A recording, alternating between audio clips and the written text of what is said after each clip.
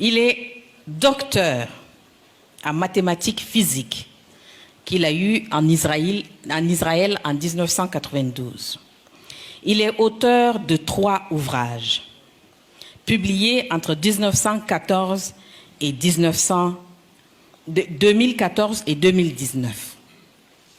Mais malheureusement, comme beaucoup d'érudits au Burkina Faso, il est reconnu à l'extérieur, au Kenya, aux États-Unis, en Angola, au Gabon, en Égypte, au Soudan, en Turquie, au Cambodge, au Vietnam, en Birmanie, en Syrie, au Liban. Sauf le Burkina Faso, pour qui il n'est qu'un fou. Mais j'aime dire aux jeunes, quand tu es persévérant, même dans les fossés, ton avenir est destiné à être brillant. Frustré dans son pays, il migre en Côte d'Ivoire.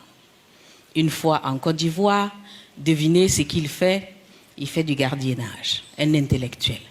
Mais c'est ça qui va le sauver. Je voudrais un peu lire en ces termes ce qui s'est passé pour être fidèle. Donc il se retrouve à Abidjan, où il devient un agent d'entretien chez la doyenne de la faculté de mathématiques à l'université de Cocody, une dame qui s'appelle Salimata Doumbia. Que Dieu bénisse Salimata Doumbia et toute sa progéniture.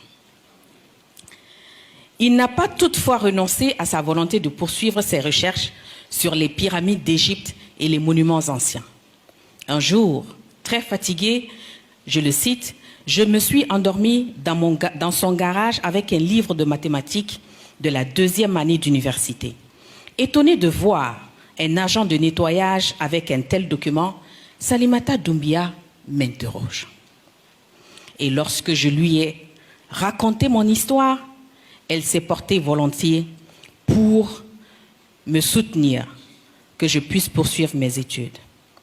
Madame Doumbia m'a non seulement facilité mon inscription dans son département, mais elle m'a aussi offert un toit jusqu'à l'obtention de ma licence en mathématiques physiques. C'est là où vous applaudissez.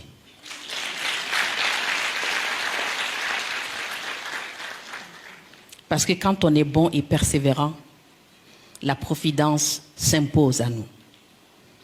Et c'est cette leçon de vie que nous allons apprendre aujourd'hui de quelqu'un qui n'est autre que Mamadou Dango. Sous vos ovations, s'il vous plaît.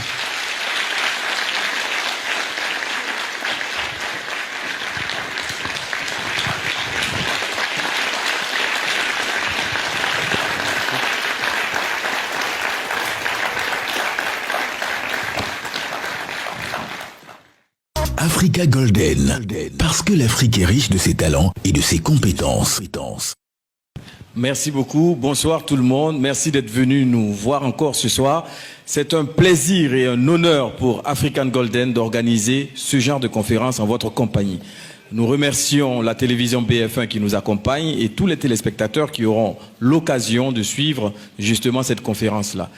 African Golden est une association apolitique, une association non confessionnelle, une association qui regroupe des jeunes, qui regroupe des personnes qui ont pensé qu'il manquait quelque chose à notre continent. À chaque fois que l'on parle de l'Afrique, on parle de son sous-sol, de sa richesse, etc. Et on oublie que sa ressource humaine est de qualité et de taille. Et ce que nous voulons, c'est créer des cadres de discussion, d'échange, de partage, de don de soi, afin que nous puissions ensemble nous considérer en tant qu'Africains comme des entités à part entière dans le concert des peuples du monde. Et c'est ainsi que ce soir, nous accueillons M. Dango Mamadou et je profite de l'occasion remercier tous ceux qui ont aussi participé à nos conférences, tous ceux qui sont passés ici dans ce fauteuil pour partager leur expérience de vie avec nous. Bonne conférence et à tout à l'heure. Merci donc à Lionel Bilgo Alors, égyptologie et éveil de conscience des jeunes pour une reconquête de soi, c'est le thème qui a été choisi par African Golden pour sa 9e conférence aujourd'hui au Sénazar. Alors, le conférencier, comme Bintou l'a présenté, il s'agit de Mamadou Dango. Il a dit qu'il s'appelait Dominique aussi, je crois. Oui.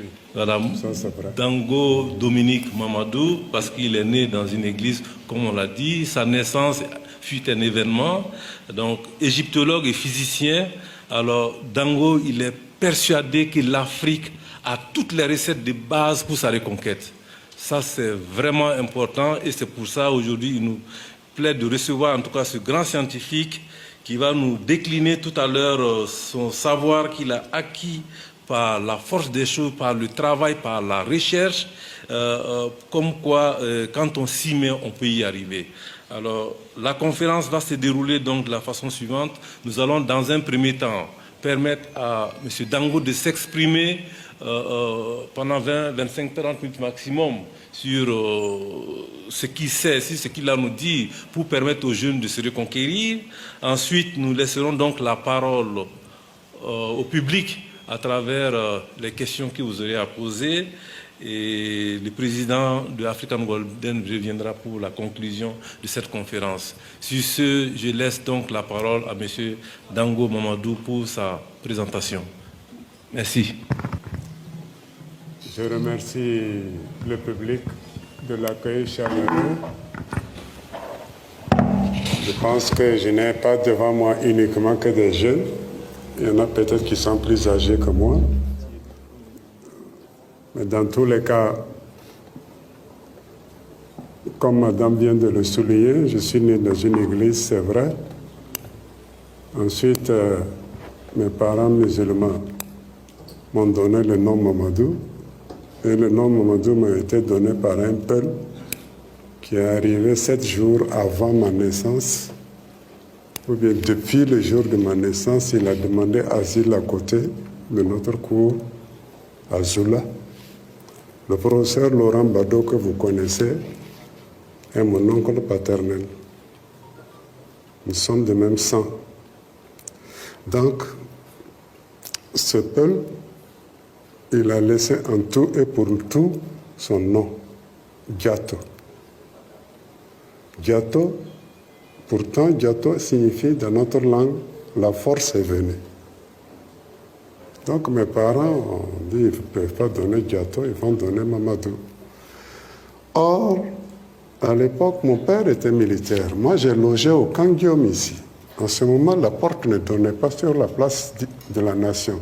Elle était un peu dans le 6 mètres de la Caisse nationale de la sécurité sociale. Je connais très bien le camp Guillaume. Entre-temps, le chef de corps se rend compte que chaque militaire qui rentre, soi-disant pour raison de famille au village, revenait avec une petite épouse, si bien qu'on a décidé de construire notre camp qu'on appelle camp marié, qui se trouve en brousse.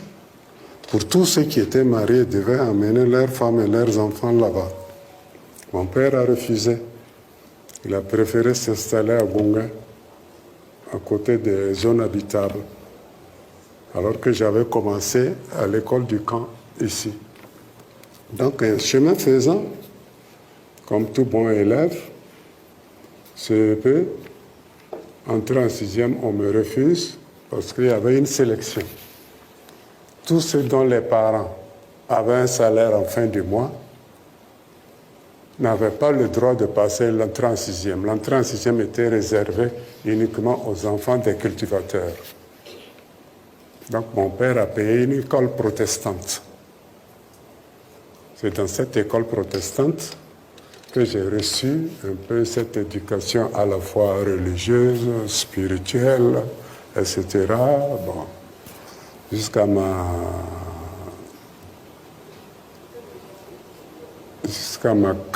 j'ai sauté la 5e. De la 6e, on m'a envoyé en 4e. Voilà. J'ai fait la 3e. Ensuite, la seconde, mon père était en retraite. Il dit que lui ne va plus payer les études. Je travaillais le jour comme un jeune, il faisait la mécanique, ainsi de suite. Je réparais les postes radio, j'enseignais, je suis tombé sur un professeur de maths, pas un professeur en tant que tel, c'est un agent de l'ONATEL qui est très bien en maths et en physique, qui m'a formé, qui me dit que toi, ton problème en mathématiques, c'est le domaine de définition. Que tu ne sais pas trouver le domaine de définition. Qu'une fois que tu trouves le domaine de définition, tout le reste suit normalement. Il m'a tellement bien formé qu'en classe de seconde, il me demanda « Est-ce que tu ne vas pas déposer en tant que candidat libre ?» Je dis « Je suis en seconde. » Mais les autres professeurs disent que j'enseigne des élèves de terminale. Je dis « Oui, je les aide, mais je ne les enseigne pas. » Que bon, pose que de toute façon, même si tu rates, tu as 2 ans encore devant toi. Je dépose en tant que candidat libre, je gagne le bac C. Voilà.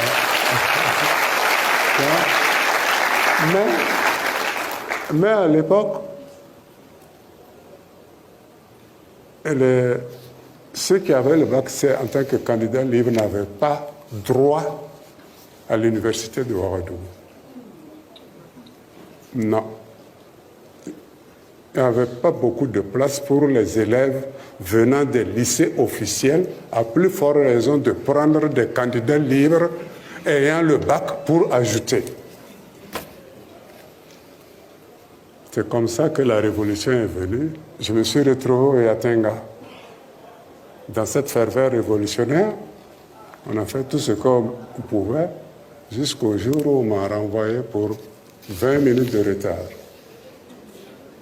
Je devais quitter Namisigma, 25 km de Waïvia. Je n'étais pas salarié pour le moment. J'ai demandé un vélo simple pour pédaler. Arrivé, le chef de chantier, un lieutenant, me dit non, que même à pied, je devais me lever, prévoir, me réveiller à 1h du matin, à pied, et venir au chantier à l'heure. J'ai répondu mal au lieutenant. Le mercredi suivant, j'ai été licencié.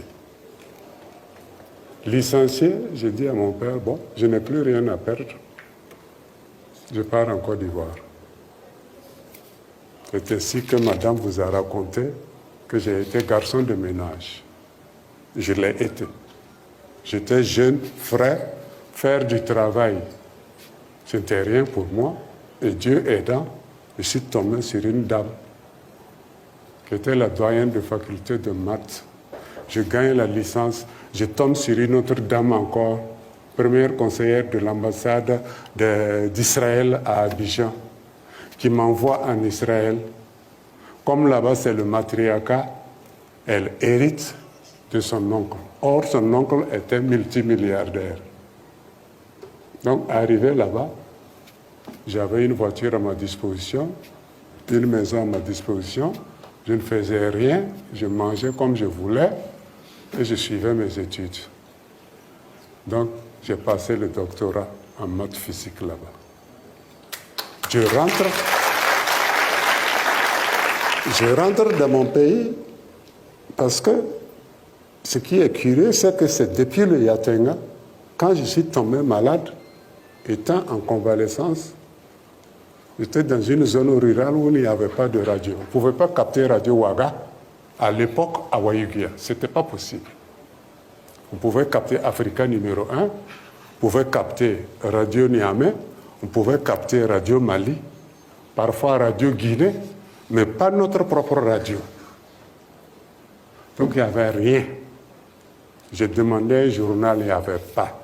On m'a dit que le seul livre que je puisse lire, c'est le Coran, une partie en français, une partie en arabe. J'ai décidé de lire la partie en français. C'est là, comme j'étais bon géomètre, jusqu'à notre temps, je ne sais pas si ça a changé maintenant. Au bac, l'examen de géométrie, c'était sur 12. Et l'algèbre sur 8. Dans tous les cas, quelle que soit la dureté du problème de géométrie, j'avais mes 12 points en maths garantis. Ça, c'était sûr. Je glanais un peu en algèbre, je gagne 3 ou 4, j'ajoute. Ça me donne 16/20 en maths. Je faisais chaque fois comme ça. Donc certains versets ont attiré mon attention et j'ai commencé alors à tracer. Jusqu'à ce que le lieutenant me fasse licencier. Je viens à Ouagadougou où je continuais la géométrie. Je partis à Abidjan où je continuais la géométrie. Je suis parti en Israël, j'ai continué la géométrie. Et à la fin, j'avais un très beau plan. Géométriquement parlant, c'est un très beau plan. Il n'y avait pas de face ni de revers. Quelle que soit la position dans laquelle vous tenez ce plan-là, il est toujours égal à lui-même. Mais je ne savais pas à quoi j'avais affaire. C'est un beau jour, je regardais le plan en prenant mon café. J'ai vu apparaître 3 pyramides. Or, à ma connaissance, sur le plateau de Gizeh, il y en a 6. J'ai décollé le plan du mur. Curieusement, le plan qui était en papier était imprimé sur le mur. Comme j'étais très fort en physique, optique, électromagnétisme et autres, je me suis dit que ça attire donc le magnétisme de l'air. Je continuais et je trouvais les 3 autres pyramides. Je venais de trouver le fameux plan que les historiens n'ont jamais trouvé. Parce que un tel monument aussi géométrique, dont les 4 points cardinaux, dont les 4 bases indiquent les 4 points cardinaux, à tel point que la NASA, en 1995, a vérifié depuis Washington pour voir quelle est la marge d'erreur. Ils ont trouvé 0,00000000011 fois virgule 1. Ça veut dire que ceux qui ont construit ce monument-là n'étaient certainement pas des idiots. Ils savaient bien ce qu'ils faisaient.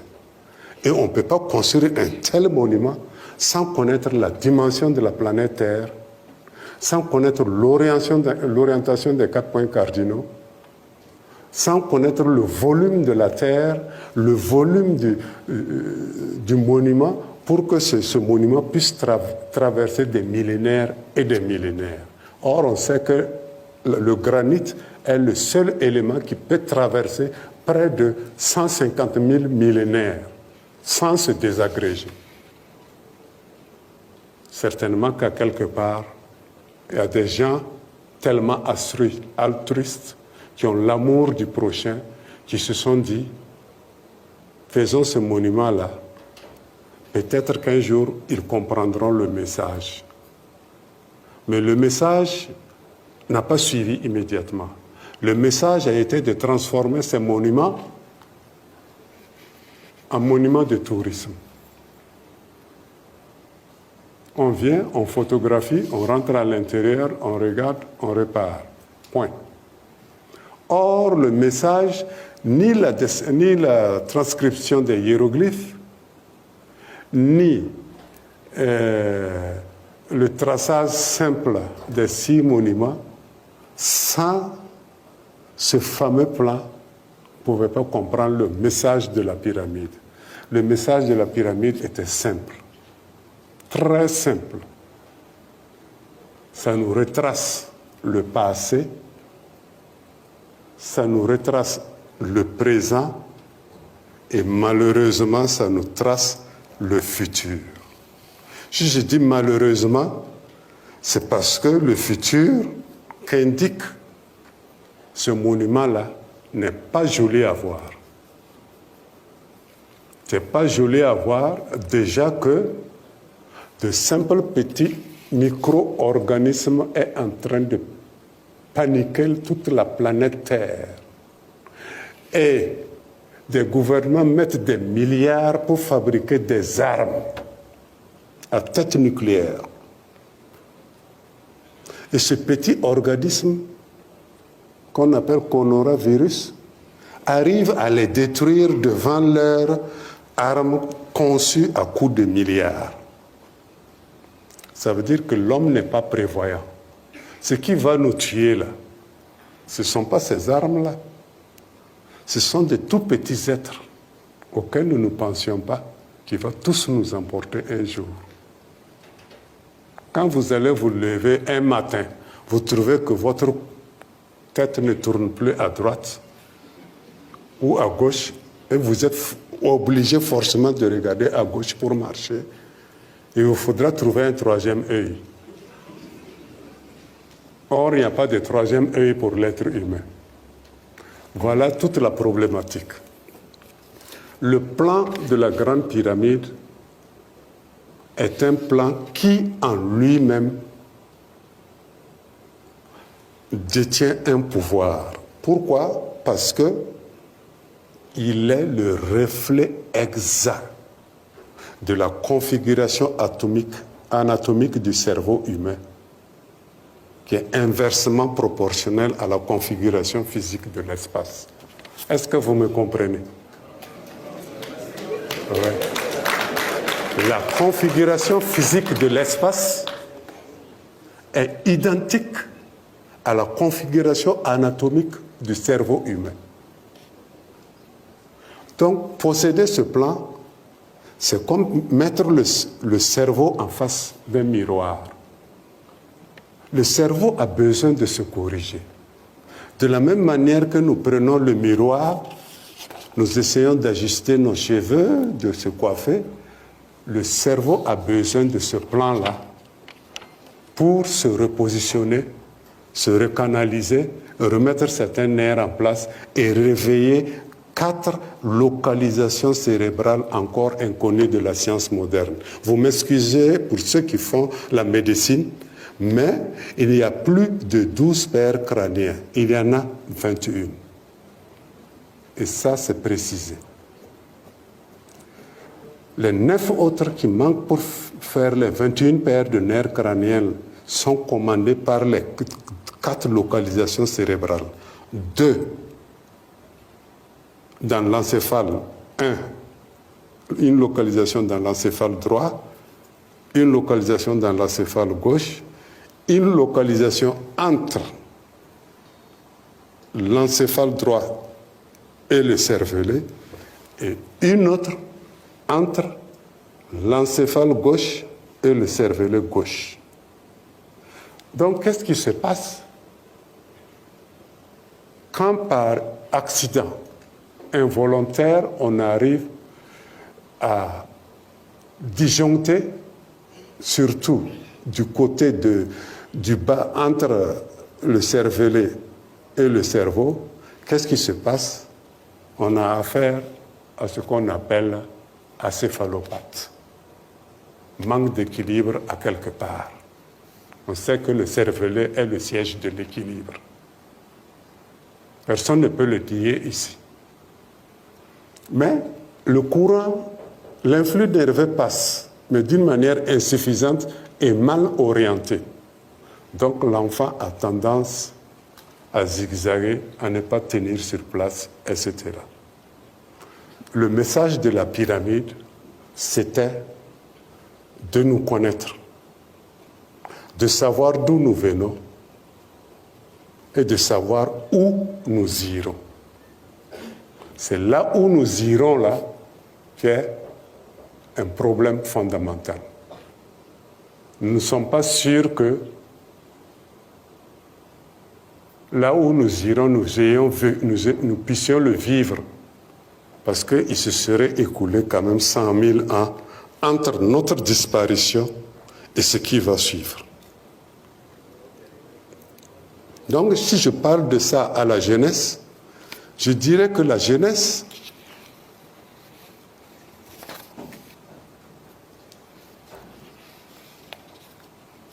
doit s'armer, non pas la force physique, l'intelligence. Notre cerveau est capable de tout. Quel que soit le domaine, vous êtes mathématicien, agriculteur, maçon, mécanicien, médecin, soyez spécialiste dans votre domaine. Si vous faites la robotique, la bionique, la physique, soyez un spécialiste en cette matière. Moi, je suis physicien. J'ai choisi la physique, où je m'y plais. J'ai fait les maths. J'ai choisi la partie qui me plaît. J'ai fait la chimie, puisqu'on ne peut pas faire la physique sans la chimie. Et je sais quelle matière il faut pour faire fonctionner telle partie d'un appareil ou guérir telle partie d'une maladie donnée. On demande donc à cette jeunesse-là de se réveiller. Il est grand temps que nous nous approprions ce qui nous appartient. Quand j'ai commencé mes travaux, je ne savais pas où j'allais. Mais finalement, à la fin, j'ai vu que toutes les constantes physiques qui existent sur Terre étaient réunies en une seule constante.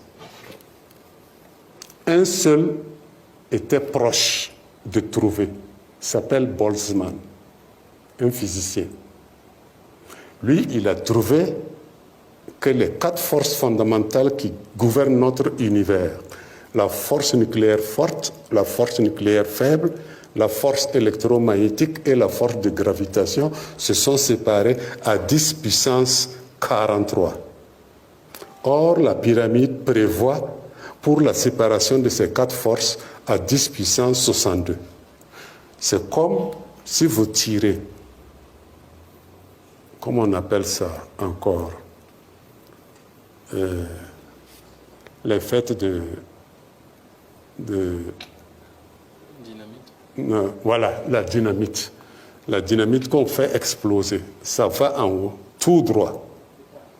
Ensuite, cette dynamite, à une certaine hauteur, explose à son tour. Nous qui sommes là assis, nous sommes issus de la deuxième explosion qui a créé notre galaxie. Parce que nous ne pouvons pas naître, venir au monde à 10 puissance 62, la puissance, la chaleur, le degré de chaleur est tel que aucun être vivant ne peut survivre. Mais à 10 puissance 40, 45, comme le dit Boltzmann, la chaleur, le degré de chaleur est atténué. Il y a eu la formation des galaxies, il y a eu l'eau qui est apparue, etc., etc. Donc j'invite tout le monde, parce que la jeunesse à l'heure actuelle, selon les statistiques, au Burkina Faso, il y a près de 70% de jeunes qui sont au chômage. Les statistiques vraies. Quand je dis les statistiques vraies, c'est les statistiques que moi je connais. Autrement dit, on dirait non, nous sommes à 10% de chômage au Burkina Faso, à 20%. C'est pas vrai. Nous sommes à 70%. Il y a mes propres filles qui chôment avec la maîtrise en droit. Une qui a le 2 en droit, elle est là à la maison. Pas de boulot. La jeunesse doit s'approprier cette connaissance-là, doit se mettre debout et laisser les autres faire leur grève. On vous utilise en faisant les grèves. Eux, ils grèvent parce qu'on les paye. Mais vous qui êtes au chômage, vous allez gréver contre qui? Puisqu'il n'y a pas de ministre de chômage. Ne vous laissez pas entraîner dans des débats non-sens pour vous. Cherchez-vous quelque chose, faites quelque chose, cultivez quelque chose. tout ce que vous voulez, faites-le. C'est là qui fera grandir le Burkina Faso. Vous êtes de plusieurs provinces, de plusieurs régions. Si chaque région ici au Burkina Faso a un centre d'intérêt, un centre de recherche au nord, centre de recherche à l'ouest, centre de recherche, le gouverneur lui-même sera obligé de s'impliquer pour vous trouver les moyens afin que vous continuiez à mener vos recherches dans tous les domaines. S'il y a un spécialiste qui peut faire mûrir du maïs en 30 jours, nous n'allons plus connaître la faim au Burkina Faso. Mais voilà que nous sommes, jusqu'à présent, nous sommes d'une manière générale en autosuffisance alimentaire. Nous sommes en deçà. Nous ne pouvons même pas nous nourrir nous-mêmes. Où est notre intégrité face à un peuple qui sont sous perfusion de la domination scientifique, de la domination alimentaire et de la domination de la force physique. Donc, faites un peu comme moi, cherchez partout, trouvez des solutions partout, que chacun n'ait pas inventé ce qu'il ne peut pas inventer, qu'il s'agrippe à ce qu'il connaît, qu'il l'améliore, qu'il perfectionne, qu'il innove, qu'il crée, qu'il fasse grandir, pour qu'on sache qu'enfin, ce pays-là, la jeunesse est en train de se réveiller. Actuellement, nous sommes face à une jeunesse morte. Morte, mais à demi. Parce que cette même jeunesse se laisse entraîner dans des mouvements d'ensemble qui ne la concernent pas. Je vous le dis aujourd'hui. Nous faisions des grèves quand nous étions élèves. Mais nous n'étions pas indisciplinés. Actuellement, je peux dire que moi-même, mes propres enfants sont indisciplinés. Parce qu'ils suivent des gens, ils font des grèves, ils cassent. Et ils cassent ce qui appartient au peuple, aux contribuables. C'est normal qu'ils soient gazés. C'est normal. Moi, je trouve que c'est normal. Il y a des lois pour ça. Au lieu d'aller faire la grève, démarquez-vous. Ils ont le temps de faire la grève. Restez dans votre quatre murs. Ce que vous êtes en train d'inventer, soit c'est une antenne parabolique, soit c'est un radar, soit c'est un nouveau principe de forage, ça va aider le Burkina Faso. Moi, j'en suis arrivé à pouvoir faire un forage dans chaque région du Burkina. Il y a 13 régions. Et chacun de ces forages peut alimenter une ville de 148 000 habitants pendant un siècle et demi. Et là, chaque région sera autonome en matière d'eau. L'excès d'eau peut être connecté au réseau d'eau existant. Le scanner que j'ai inventé, ça est là-bas au CNRST.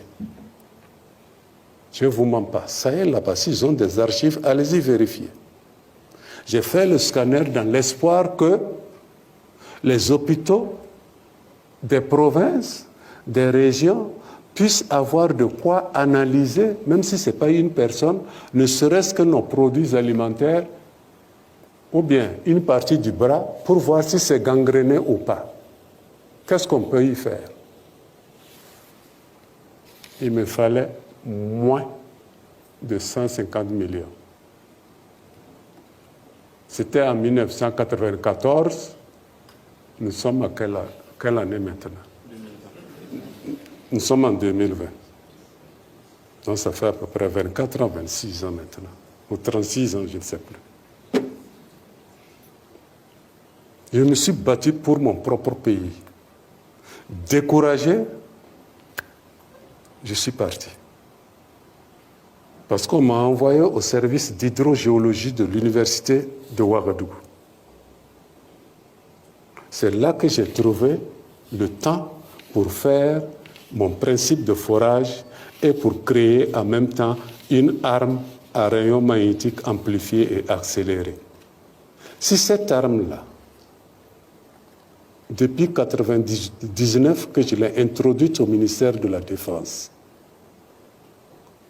ça fait 21 ans.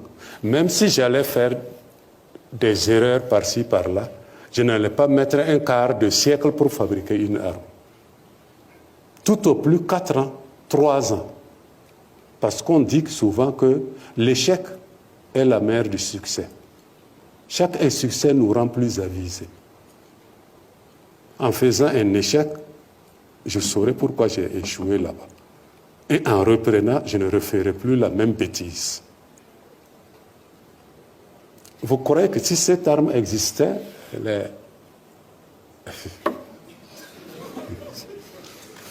les terroristes allaient avoir le temps de nous zigouiller comme ça? Une arme silencieuse qui n'a pas besoin de munitions. C'est celui qui appuie sur la gâchette qui attend seulement un tout petit bruit. Tit, tit, tit, tit. Toi, tu ne vois que du feu. Ça te perfore, ça te découpe la tête. Si c'est un char, ça cisaille le char. Ça coupe le fer. J'en ai parlé quand le président du Faso, Blaise Compaoré, était ministre de la Défense, en même temps chef d'État. Vous croyez que si je mentais, ça allait être un parjure? Et le chef de l'État burkinabé à l'époque pouvait me faire arrêter, condamner à 20 ans, 30 ans, comme il le voulait. S'il voulait. Mais c'est que c'est vrai, il a dû vérifier. Il a vérifié. Un chef d'État vérifie toujours les informations. Ça est là, posé. Qu'est-ce qu'on peut en faire? Le scanner, ça est là, posé. Qu'est-ce qu'on peut en faire? Le principe de forage, ça est là, posé. Qu'est-ce qu'on peut en faire? Allez-y au CNRST, demandez en 1993, 94 jusqu'à 96. Dango Mamadou ne vous a-t-il pas déposé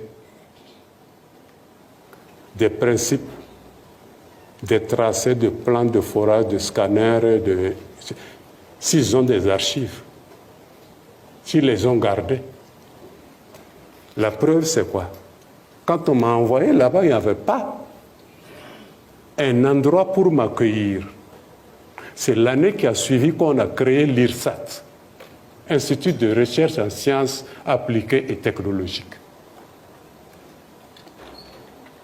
J'étais là, je tournoyais avec des sociologues. Un physicien avec un sociologue, dites-moi, c'est quel français ils vont causer? C'est pas facile. Donc j'ai dit un jour à mon patron, le regretté Alain Indawa Sabado, c'était lui le patron du bureau de recherche hydrogéologique. J'ai dit, bon, comme ça n'est ainsi, je vais partir. Et c'est Alain Indawa Sabado qui a tapé mon profil sur ordinateur parce qu'il était le seul à avoir un ordinateur portable. Il l'a envoyé au Kenya. 2 semaines après, la réponse est tombée positive. On me demande au Kenya. Je pars au Kenya. Premier salaire, ça fait 9 mois de mon salaire au Burkina Faso. Je ne suis pas assez con pour revenir. Laisser 9 mois de mon salaire et puis revenir toucher le même salaire, la moitié divisé 9 fois.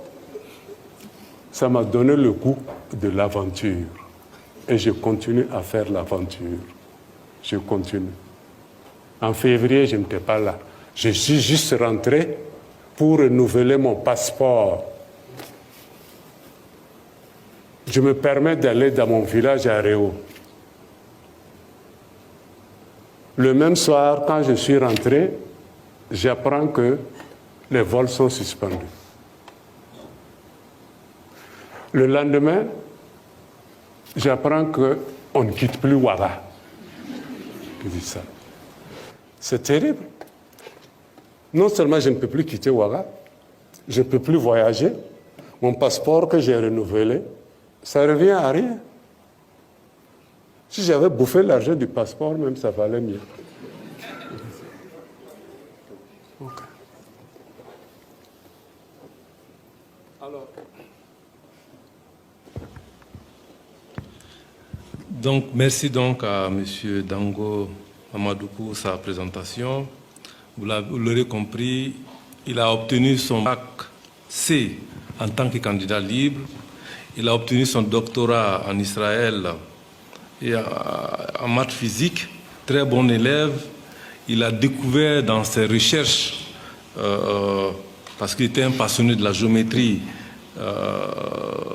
de l'espace. Oui, géométrie de l'espace, la pyramide, la grande pyramide, c'est ça? Voilà, tout à fait. Alors, grand passionné des questions de recherche, il a quand même cherché et trouvé, comme il l'a dit, le scanner, le principe du forage, l'arme à rayon magnétique amplifié et accéléré.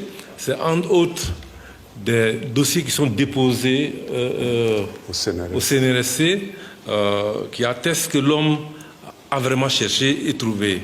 Alors, M. Dango estime que 70% de la jeunesse au Faso est en chômage et notre jeunesse est inactive. Il faut qu'elle s'active parce que si ça continue comme ça, ça va être dommageable pour nous tous. Il faut que la jeunesse utilise son potentiel pour créer et innover. Alors, pour cela, il faut travailler. Seul le travail paye, c'est clair. Lui, il est un modèle vivant.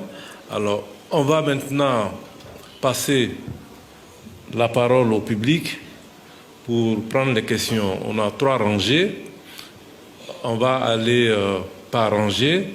Je vais demander à ceux qui vont intervenir d'être vraiment bref, d'aller à l'essentiel, de poser la question ou de faire les contributions parce que nous n'avons pas beaucoup de temps ce soir. Je voudrais tout d'abord dire merci au docteur pour sa conférence. C'était vraiment fascinant. Et ma question est la suivante. Quand on parle du champ magnétique terrestre, est-ce qu'on pourrait l'assimiler au site de Gizeh? Et quelle est son importance du point de vue pour notre planète et pour son évolution? Et quelle est, je ne sais pas également, la deuxième question, ça concerne le sphinx qui se trouve de l'autre côté de Gizeh. Quel est son rôle par rapport aux pyramides de Gizeh? Alors, ma question est la suivante, c'est par rapport à vos inventions que vous avez déposées, ne croyez-vous pas que le gouvernement a eu peur d'amorcer cette avancée-là? Voilà pourquoi ils n'ont pas, comment on dit ça, ils n'ont pas financé ou ils n'avaient pas les moyens nécessaires. C'est vrai qu'ils pouvaient, on peut dire, s'accréditer auprès d'autres financiers ou d'autres partis pour contribuer à votre évolution. Mais qu'en pensez-vous? Merci beaucoup. Merci. Oui, le suivant.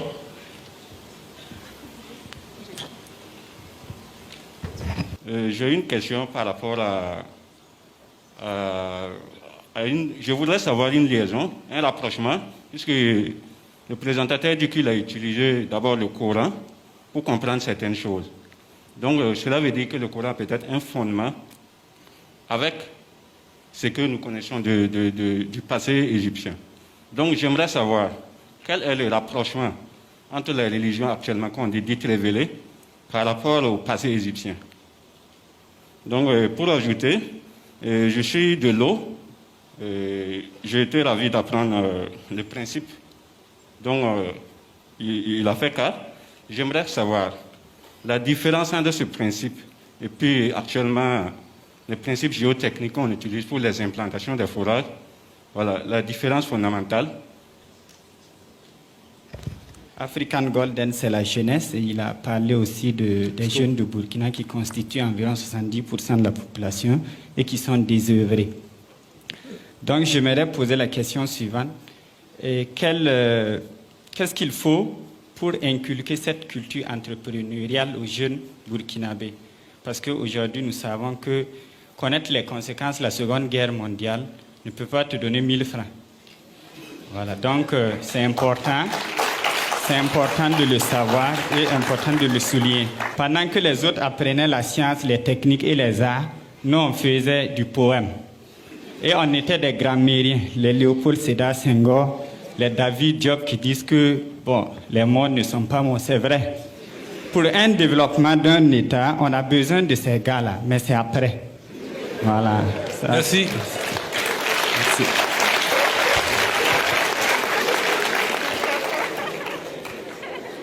J'ai deux questions.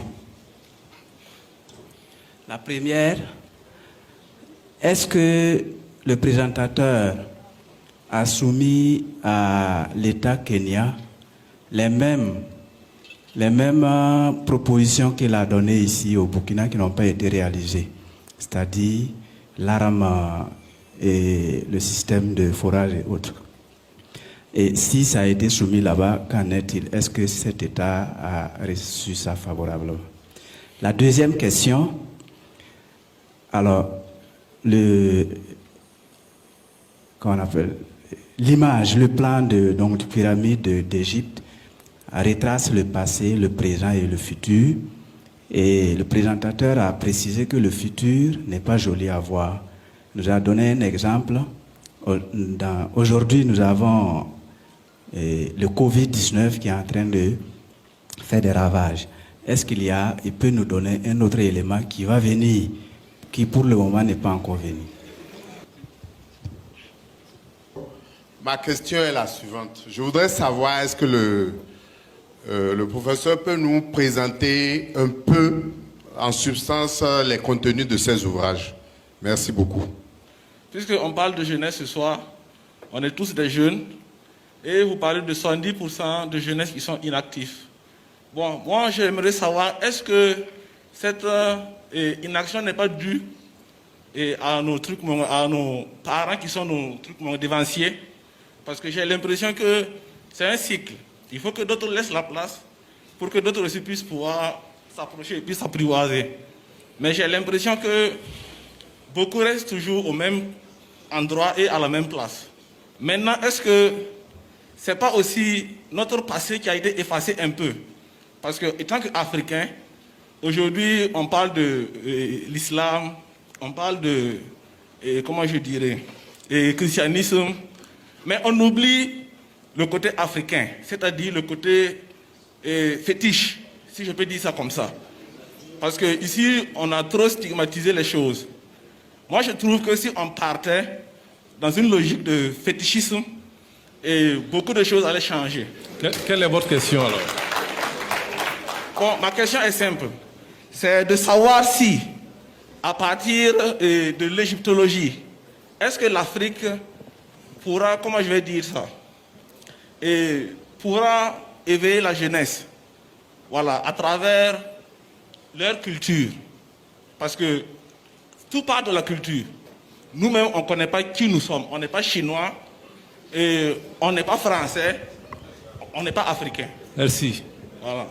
Merci beaucoup. Bon, j'ai suivi le docteur Dango sur une télévision de la place.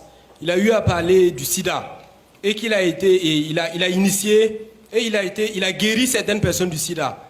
Moi, ma question, j'aimerais savoir si c'est vrai pour qu'il puisse nous donner une notion par rapport à cela. Et pourquoi il n'arrive pas à guérir certaines personnes du sida qui sont au Burkina Faso? Ou bien lancer une initiative qui permettra à certaines personnes de guérir du sida. Merci.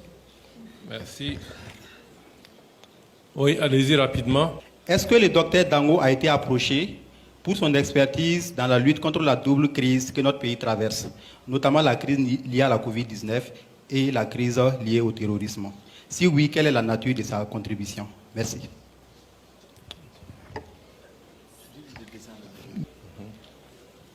Vous avez parlé de se réapproprier un savoir de nos prédécesseurs. Je voudrais savoir comment,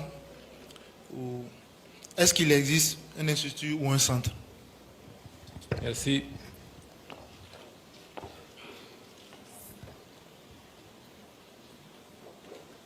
Ma question au conférencier, c'est est-ce que vous ne pensez pas que les religions et le système scolaire sont pas, voilà, c'est-à-dire à l'origine de ce que nous vivons. Voilà, parce que si on sait que le système scolaire, c'est été héréditaire donc du colon.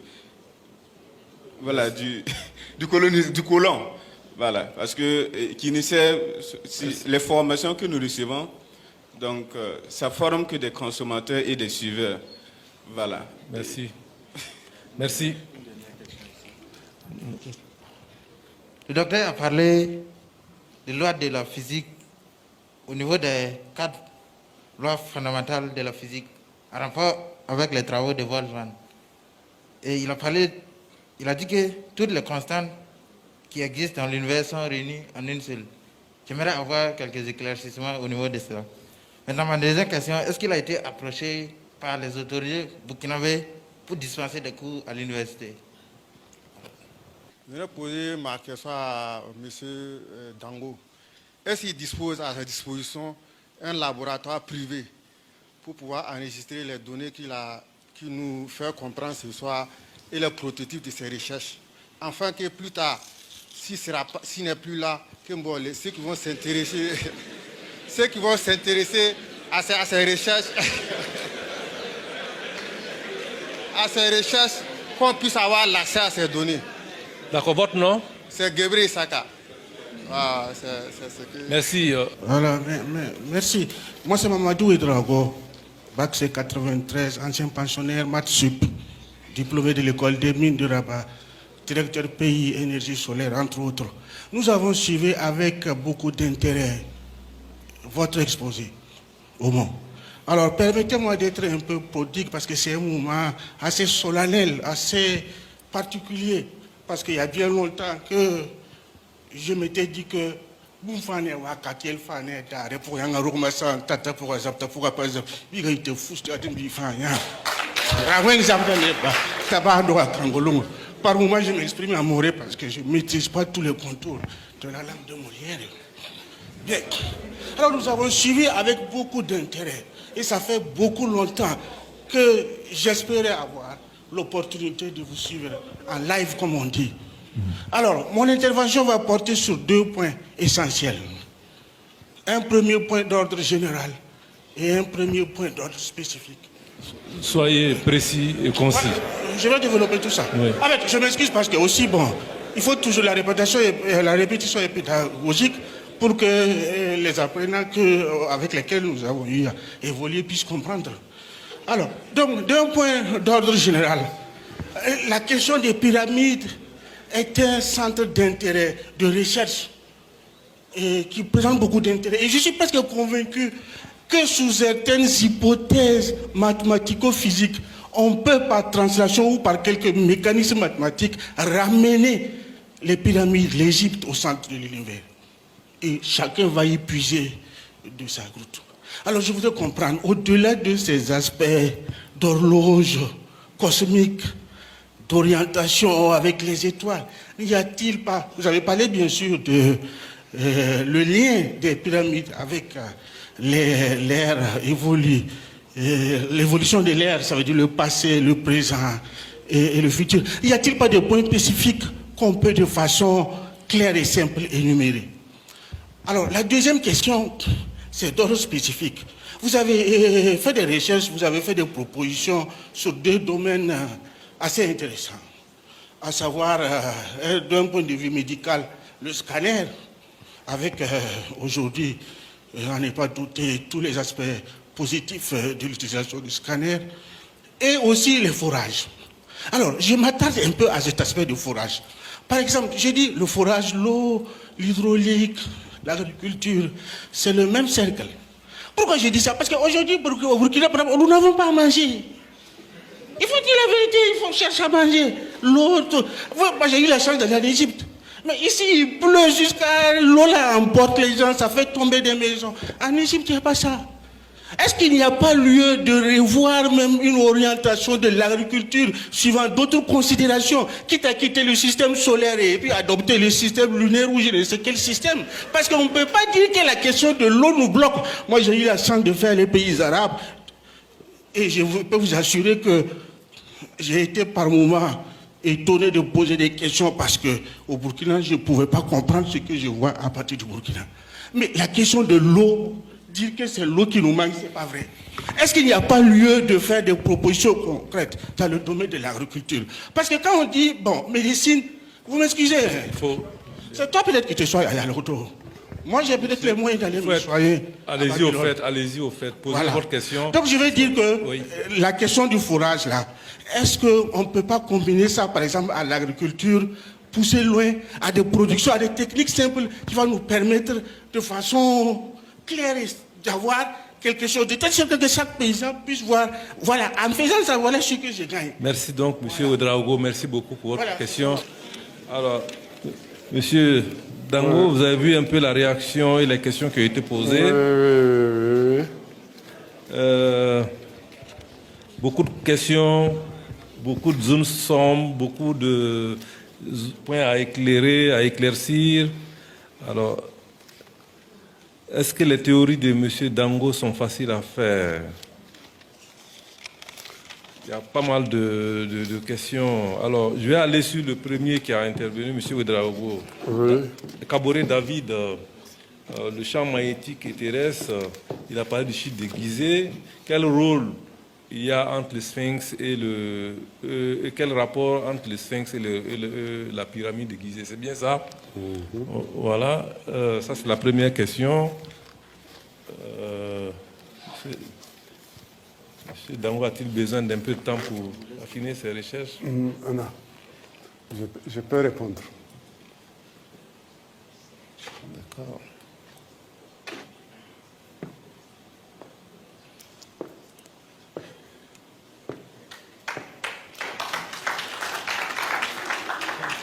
Je vais commencer d'abord par celui qui m'a parlé des 4 forces fondamentales. C'était dans cette rangée-là. La force nucléaire forte, la force nucléaire faible et la force électromagnétique. C'était Sommet Armel, je crois, hein, qui avait posé cette question. Et la force de gravitation. La force de gravitation, elle est universelle. Elle va de cette ligne à cette ligne. Par contre, les autres forces sont bien spécifiées à des degrés divers, donc à des puissances diverses. Or, au départ, il n'y avait qu'une seule force. Quand cette force est partie, jusqu'à 10 puissance 62, elle s'est scindée. Quand elle s'est scindée, nous, notre galaxie, on ne parle pas de nous d'abord en tant qu'êtres vivants, notre galaxie et notre système solaire est né de la deuxième explosion. Ensuite, dans cette deuxième explosion, il y a eu une troisième explosion. Compte tenu qu'il y a eu une première explosion, ensuite une deuxième explosion, une troisième explosion, il y a eu donc 4 forces fondamentales qui sont sorties en même temps. Je réponds à la question de celui qui a posé la question « Est-ce que j'ai des livres à quelque part ?» Malheureusement, j'en ai. J'en ai, mais aucun livre n'est connu au Burkina Faso. Vous prenez un livre qu'on vend à 42 000 francs à Paris. Vous l'amenez ici en librairie. Quel est ce fonctionnaire qui va compter 42 000, payer un livre et arriver à la maison, enlever 42 000, donner à madame pour popote et garder 42 000 peut-être à la caisse de Paris, on ne sait jamais. Les Burkinabés ne lisent pas. Ils ne lisent pas. Les 4 forces fondamentales sont là devant moi. Il y a monsieur tout à l'heure qui vient de me dire que est-ce qu'il ne serait pas intéressant de parler du concret?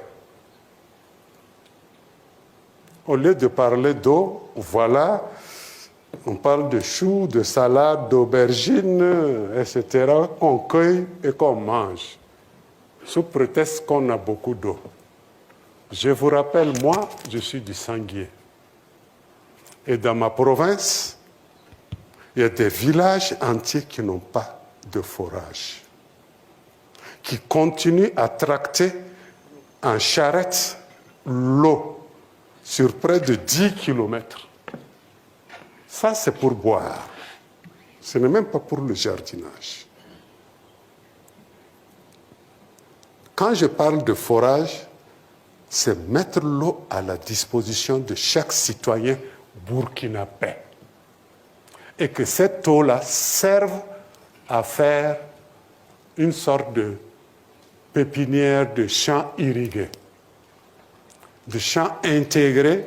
La personne veut faire la salade, les choux, le maïs, n'importe quoi. C'est ce que moi je vise. Si on arrivait dans chaque région du Burkina Faso à avoir un tel forage, je pense que le problème alimentaire ne se poserait même plus. Pourquoi?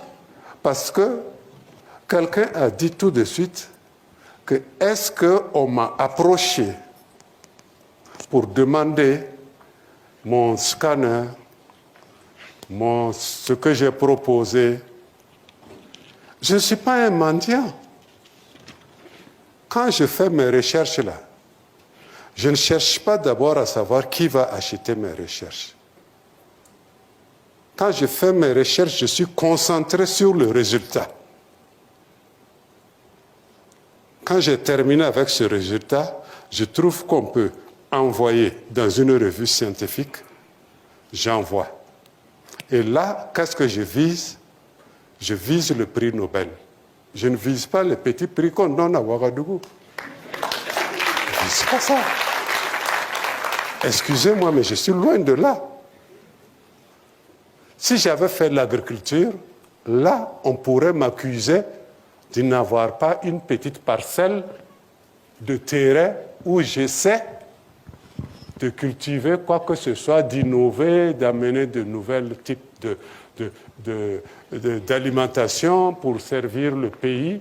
Mais non, je ne fais pas ça. Un mathématicien, quand il travaille, ce sont des chiffres.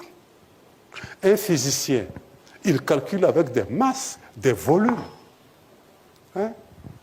Si vous voulez que ce type-là devienne agriculteur, parce qu'il pleut beaucoup, alors là, le mathématicien ne peut pas laisser ses chiffres pour calculer combien de tonnes d'eau sont tombées à Ouagadougou. Ceux qui seront emportés, tant pis pour eux.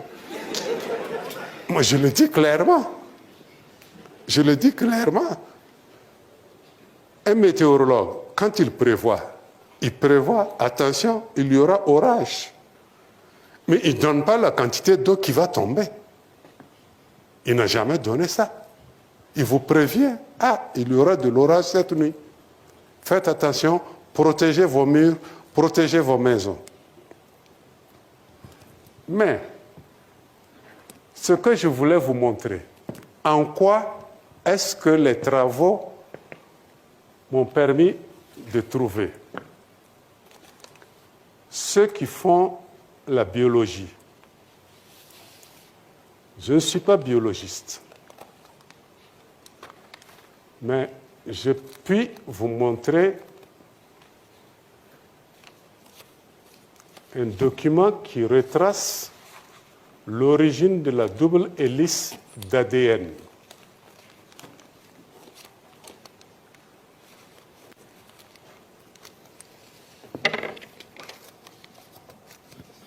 Voilà, c'est elle.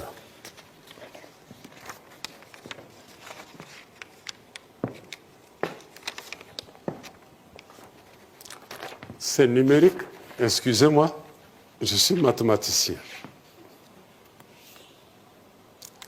Vous voyez ces chiffres et vous voyez ces cases vides. C'est l'origine de la double hélice d'ADN qui est à l'origine du code génétique humain. Nous qui sommes là, Nous avons tous cet ADN. Même si cet ADN a des portions qui diffèrent selon la région d'où nous venons. Ça ne m'intéresse pas à première vue. Je ne suis pas médecin. Quand j'ai découvert ça, c'était le code de Khéops. C'est ça le code de Khéops. Je dis donc, quelle est cette personne altruiste qui a l'amour du prochain, qui a pu construire un monument portant un message qui n'est autre que notre propre code génétique. Avons-nous été créés ou n'avons-nous pas été créés? Le code génétique humain est-il tombé du ciel tout seul? Impensable. Pour le mathématicien que je suis, c'est impensable que toute la pyramide se résume en 23 paires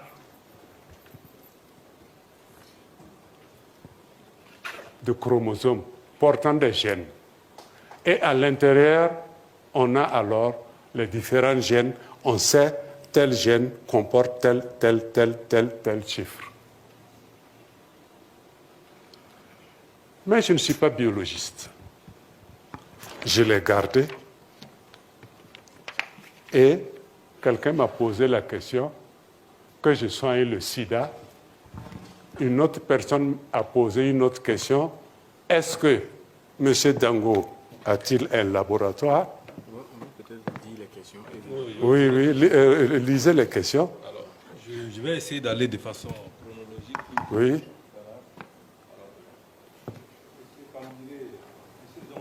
Est-ce qu'il y a-t-il un rapport entre les religions révélées et le passé égyptien? Un rapport. On ne parle même plus de rapport. On parle de pillage. Le vrai pillage. Au nom du Père, du Fils et du Saint-Esprit. Ça existait en Égypte.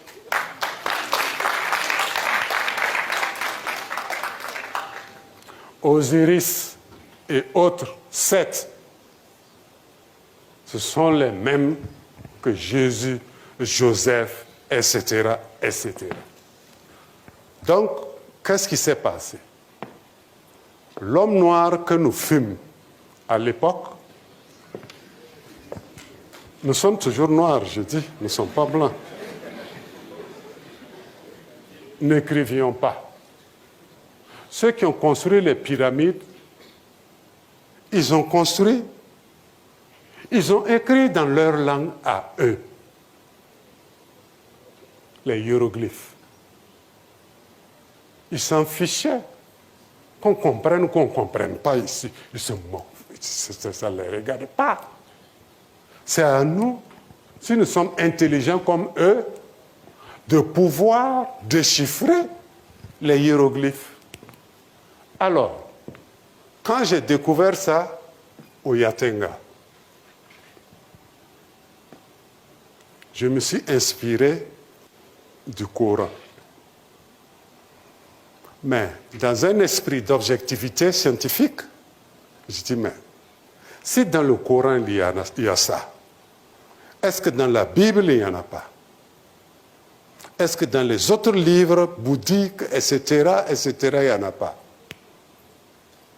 Qu'est-ce que je constate? Le plan que j'ai découvert, c'était un plan virtuel. Tous ceux qui ont fait maths ou physique comme moi savent qu'un point A qui donne son point A virtuel, on trace un trait, il y aura un point C où ils vont se rencontrer et l'angle alpha doit donner tant.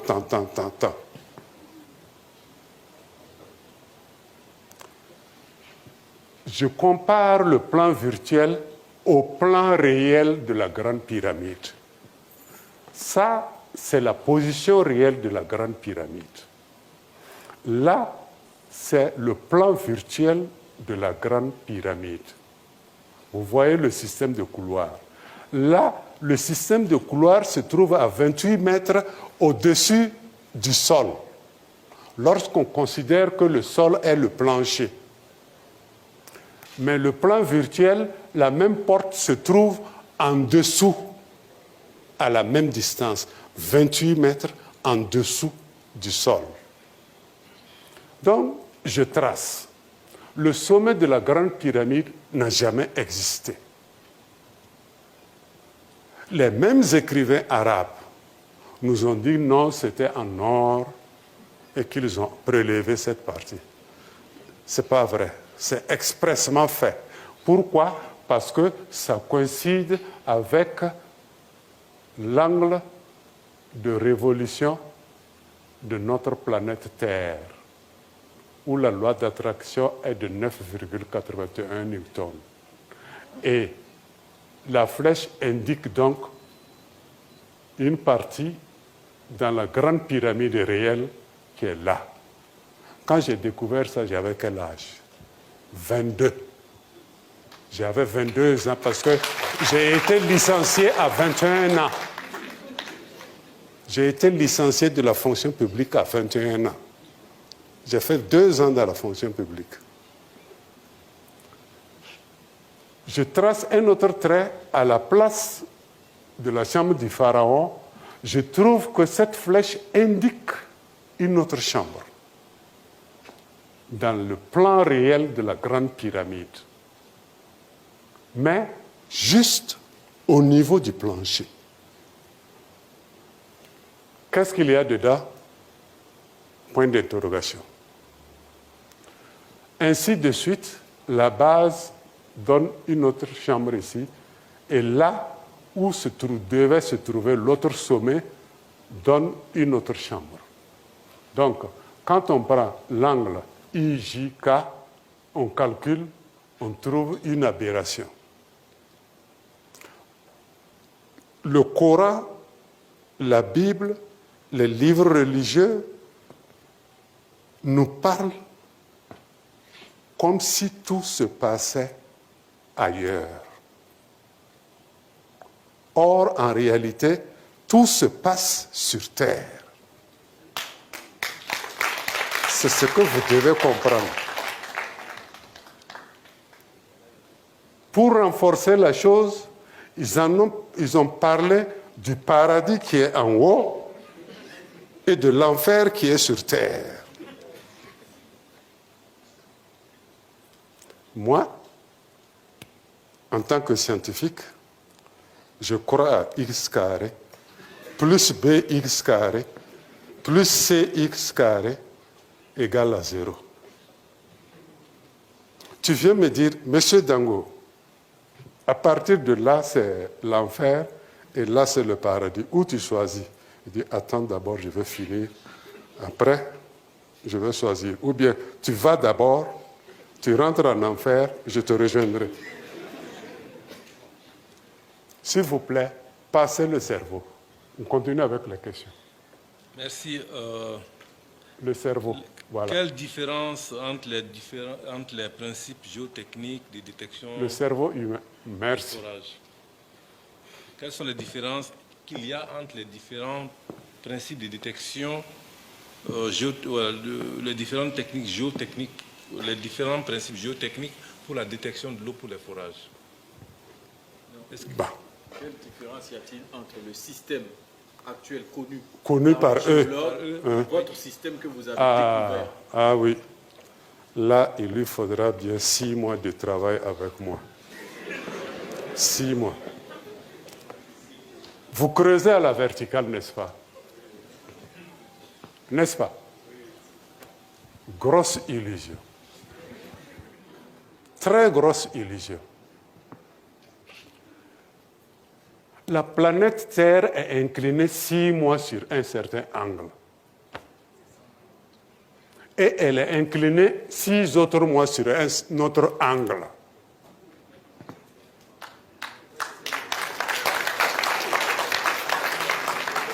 Et vous creusez ça tout droit.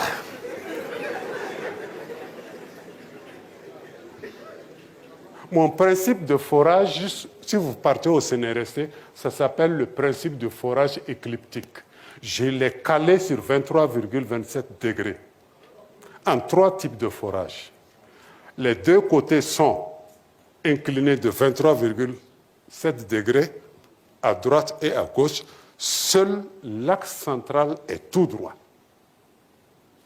Que la Terre s'incline à droite ou que la Terre s'incline à gauche, il y aura toujours de l'eau au point central.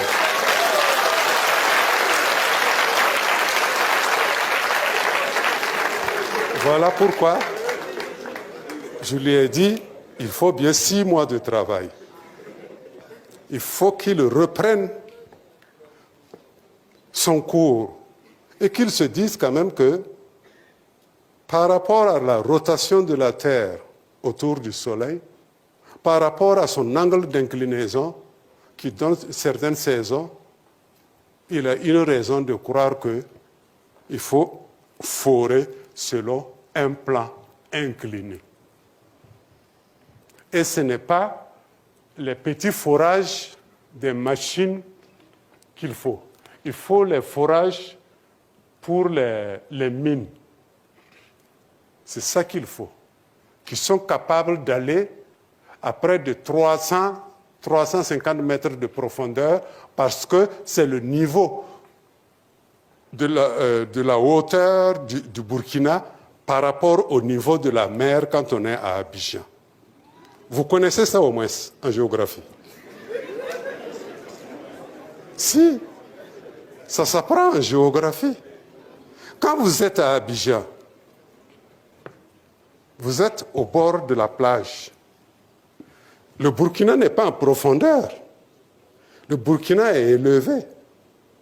Tu quittes la plage, tu montes au nord, et chaque fois que tu avances, si vous avez un altimètre dans votre véhicule, vous verrez chaque fois que le véhicule marque 100, 180, 200, 280, 300, 380, etc.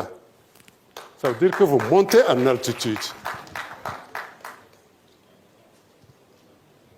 Donc, il faut cette machine pour forer les mines, pour faire ce forage-là. Voilà pourquoi je dis, si on arrivait à faire un tel forage dans chaque région, je ne dis pas dans chaque village, chaque région, nous allons éliminer le problème de la faim au Burkina Faso. Nous en avons assez qu'on nous vienne en aide tout le temps. Les jeunes doivent le savoir. Nous en avons assez. Merci. Et la prochaine question, M. Dango, c'est de savoir est-ce que vous avez soumis vos travaux au Kenya, puisque vous... Non, dans mes voyages souvent, je me fais incorporer dans une équipe de recherche. C'est une bonne question parce que si vous êtes allé donner la formule de l'arme là-bas... Non, pas question. Ça, c'est secret défense. Secret défense. Je ne suis pas fou. Moi, donner une arme à quelqu'un pour qu'il vienne me tuer. Ah non, secret défense. Quand je sors, je ne parle même pas d'armes. Je ne parle pas d'armes. Soit j'entre en biologie, soit j'entre en matière de forage, soit j'aide une équipe dans l'archéologie des monuments anciens. Quand on trouve un monument ancien, c'est nous qu'on appelle pour déterminer à quoi ça ressemble, en quelle période ça a été construit. Est-ce un temple? Est-ce une maison simple? Etc., etc. Et c'est pour ça qu'on nous paye. Et quand on nous paye là-bas, nous ne voulons plus revenir au pays. Alors, M. Dango, M. Guiré aimerait savoir, après Covid, qu'est-ce qui vient? Là, je ne sais pas. Je ne suis pas un médium, je ne suis pas un voyant. Quand j'ai parlé en 1993, j'avais quel âge? Juste 24 ans, ou 26 ans. 24 ou 26. C'est le journaliste qui m'a poussé à dire ça. J'étais au stade du cerveau. Or, je sais que le plan, tel que je l'ai découvert, laisse apparaître une faille intérieure invisible, même par nos appareils les plus modernes et sophistiqués. Cette faille-là, seul l'enfant de 0 à 7 mois n'a pas cette faille. Sinon, nous tous qui sommes là, nous la possédons. Et c'est par cette faille, quand un virus rentre, il cherche cette faille-là pour pénétrer. Le virus ne pénètre pas au hasard. Il lui faut une porte d'entrée dans les cellules. Il lui faut bien une porte d'entrée. Et c'est par cette faille que le virus rentre, alors il atteint le milieu. Si ça vaut mieux, ça n'atteint pas le tronc cérébral. Au pire des cas, ça reste au milieu de la cellule, ça prend le relais de la cellule et les lymphocytes T, les globules blancs, ne le reconnaissent plus, alors il transforme son ADN. Il prend l'ADN de la cellule, il transforme ça en ADN viral. Quand il en a assez pondu, il l'éclate et il s'en va vers d'autres cellules qui vont chercher encore la même faille. Mais, si je ne soigne pas, c'est bien pour une cause. Ceux-là qui m'ont interdit de soigner sont toujours là. Ils sont là. Beaucoup sont en retraite, mais ils sont vivants. Ils ont dit, laissons-le, il va commettre une erreur et nous allons le coffrer. Et le bon type qui est venu me raconter ça, j'ai dit, merci mon frère. Merci beaucoup. Alors, là... Pourquoi? Parce que je ne suis pas de l'ordre des médecins. C'est simple. En droit, on appelle ça quoi? Exercice illégal de fonction. Ouais. On t'amène, on te coffre, c'est fini pour toi. Voilà pourquoi je ne soigne pas. Mais moi, mon ami ne meurt pas de VIH. Je sais que tel ami-là, si je le soigne, il n'ira pas me dénoncer. Là, je le sauve. Mais je ne vais jamais ouvrir un cabinet, m'asseoir, les malades s'alignent, je soigne. Non, non, je ne vais jamais le faire. Jamais. Ouais. Alors, la prochaine question, c'est culture entrepreneuriale. Et puis, on sait que vous avez eu des difficultés lorsque vous avez voulu entreprendre. Quelles leçons tirez-vous de tout ça? Puisque vous n'avez pas eu de financement, quelles leçons tirez-vous du fait qu'aujourd'hui, quand on entreprend, c'est extrêmement difficile? Il y a l'égoïsme, la jalousie, la rancœur, l'imbécilité même des fois. Le problème, c'est quoi? Il y a de l'argent dans ce pays. Mais il faut faire la politique. Moi, je n'ai jamais fait la politique. Il faut être en politique, même si vous vendez des assiettes, ils peuvent vous donner toute une cargaison d'assiettes. Si vous faites la politique, vous vendez des t-shirts, ils peuvent vous envoyer 20 remorques de t-shirts. Mais si vous faites la recherche, vous dites, ah, j'ai besoin de 3 millions pour un projet. Quitte là-bas. Les gens ont des problèmes, toi tu parles de vite. Voilà ce qui se passe. Toutes les ONG de Ouagadougou, y compris à l'intérieur du pays, j'ai frappé à la porte. Je n'ai pas eu.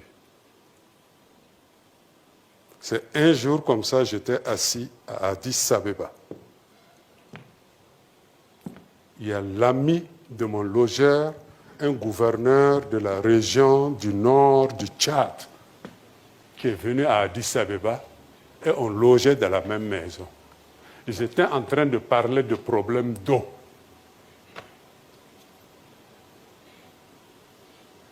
Mon ami dit, mais que le Burkinabé, là, qu'il peut t'aider? Il dit, ah bon? Que tu as les plans ici? Je dis, oui, j'ai les plans. Que sort ça, je vais voir. Il est sorti, je lui ai montré. Il dit, mais il faut les grosses machines. Que ça, ce n'est pas un problème. Il m'a tout simplement dit que les grosses machines, là, ce n'est pas un problème du tout. Que lui, son peuple meurt de soif. Les animaux meurent. Et il a pris le plan, il est parti appliquer, ça a marché. En 2005, j'étais à Casablanca pour une réunion de mathématiciens.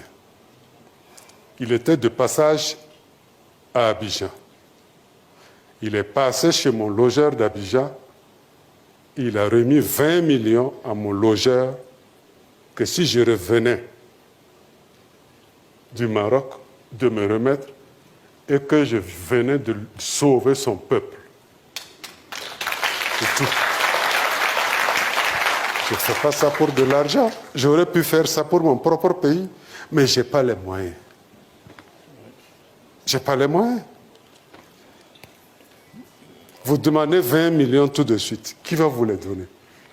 Qui? Si même vous gagnez 5 000 francs pour vos propres chaussures, qui va vous donner? C'est ça la réalité. Merci. Une question de Blandine Tankwano. Les secrets, les pyramides ont des secrets.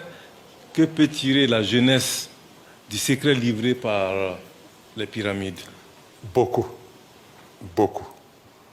Moi, je me suis tenu au côté mathématique, géométrique, géophysique, physique, spatiale, tout. Il y a beaucoup de domaines. Toutes les sciences sont regroupées dedans, y compris la génétique que je viens de vous montrer. Ceux qui sont forts en génétique, eux, ils peuvent passer chez moi, prendre ce tableau, aller étudier. Peut-être qu'ils sauveront des enfants de la trisomie 21. Vous connaissez la trisomie 21? D'accord. Ceux qui ont fait la génétique, eux, ils peuvent venir. Et bien d'autres domaines. Vous pouvez passer. Ma porte est grandement ouverte. Jusqu'à un certain temps. Oui. Jusqu'à pas de vieillesse. Hein. Peut-être qu'en octobre, je ne serai plus là. J'ai un ordinateur ici que la NASA m'a envoyé.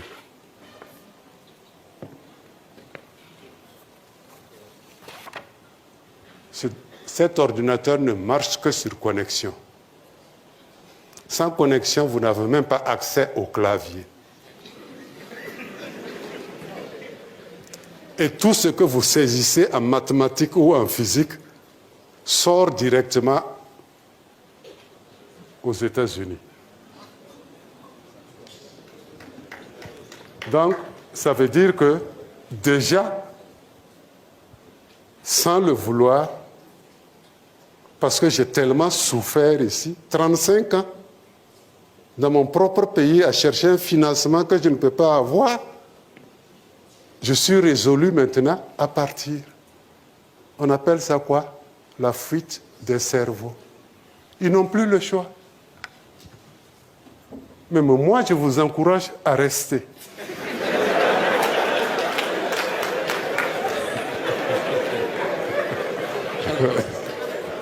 Non, laissez-moi terminer. Laissez-moi terminer. Je vous encourage à rester et à vous discipliner, à vous organiser. Tant que vous n'êtes pas organisé, ne comptez sur aucun financement.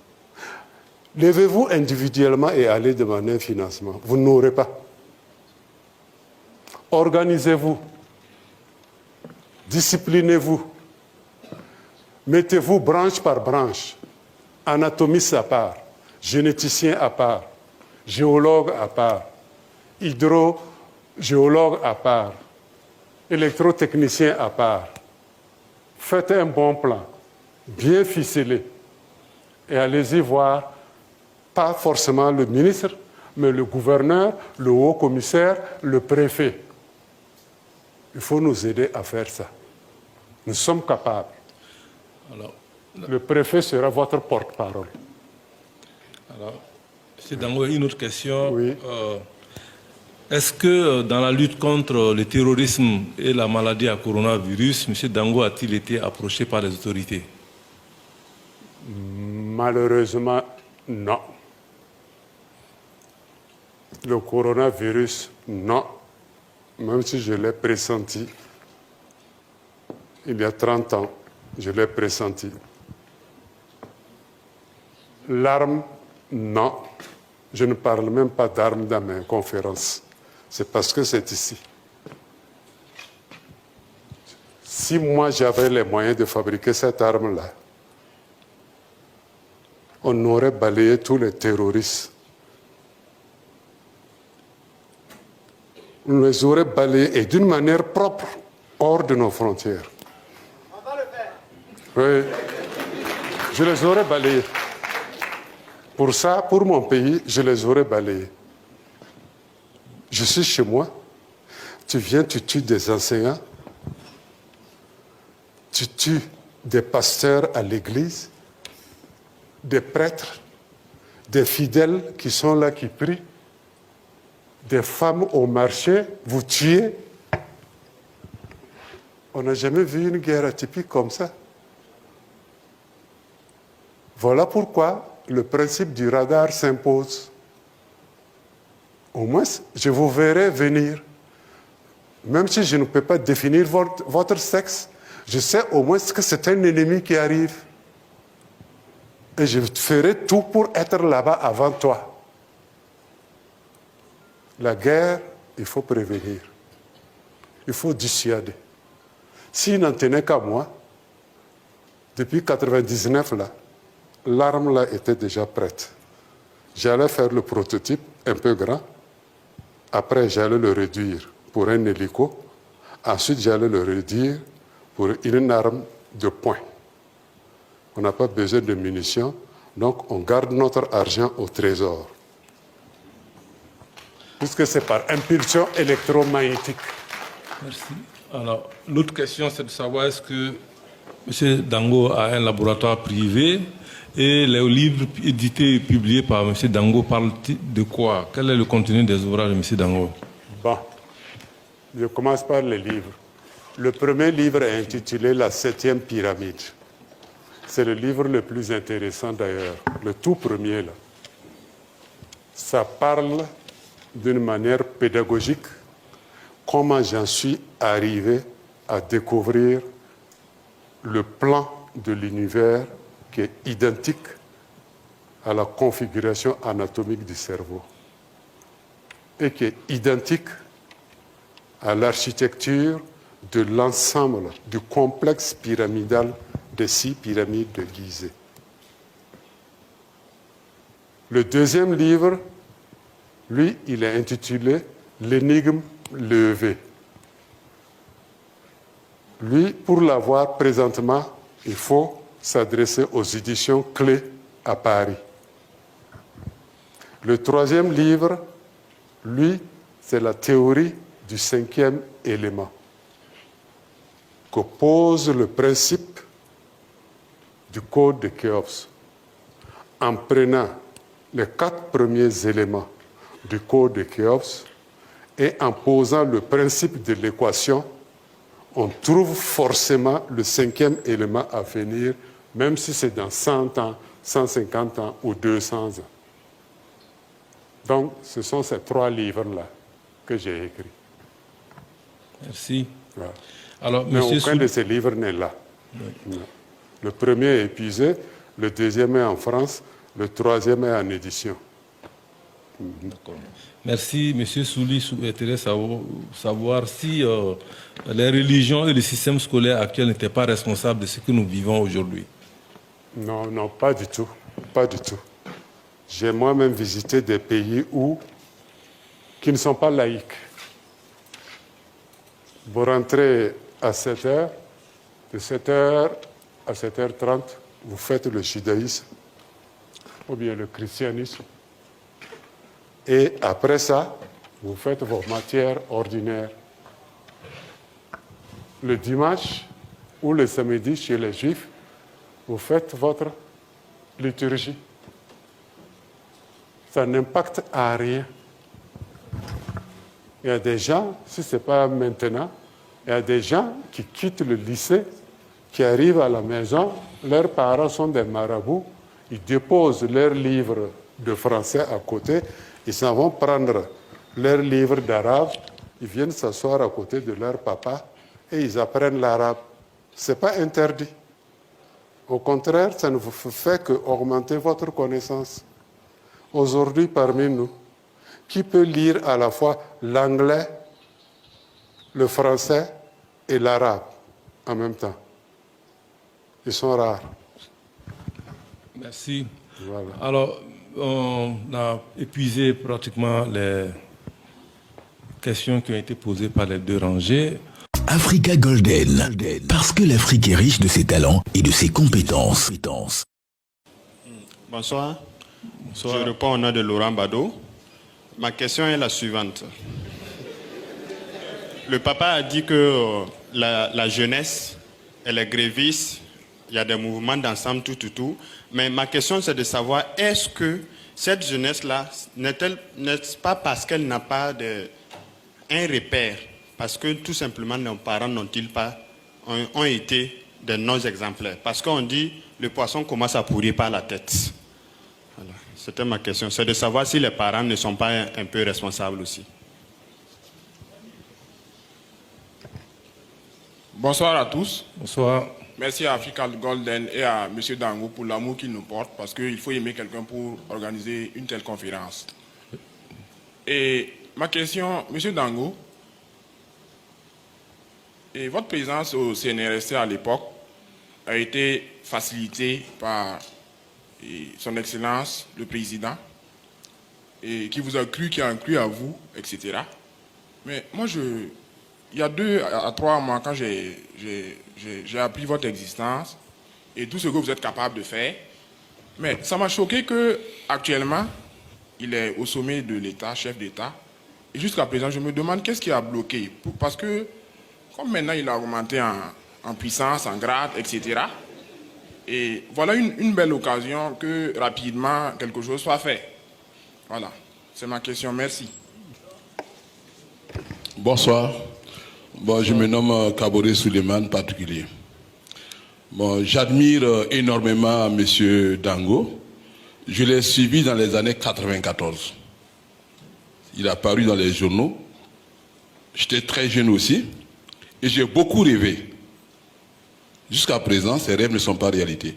Mais moi, j'aurais voulu. Moi, là où je suis, je donnerais ma tête à couper pour M. Dango parce que je le crois. La question qui est là, les finances ne sauraient être un problème. S'il lançait, genre un coronaton, même en Afrique, les jeunes Africains qui le croiront comme moi, investiront et on s'en fiche de la politique, on s'en fiche des gens, des dirigeants qui nous gouvernent. Moi, je veux une révolution. Merci pour la contribution. On prend là-bas une dernière question. Ok, il y avait une question qu'un camarade a posée, le professeur n'a pas eu le temps de répondre. Est-ce qu'il a eu le temps, il a été approché par les autorités universitaires de dispenser les cours au sein de l'université? Est-ce qu'il a des étudiants burkinabés actuellement qu'il forme pour assurer la relève quand il ne sera plus là? Et puis, concernant, il avait parlé du triangle, la pyramide. Et la pyramide permet de connaître le passé, le présent et le futur. S'il pouvait nous dire quel passé la pyramide réserve au Burkina Faso, puisque le professeur enseigne, et la pyramide est une création humaine. Une création humaine, on peut la changer comme on veut, comme ça. Est-ce que le professeur pourrait mettre des changements au sein de la pyramide qui peut bouleverser l'avenir ou pas? Merci.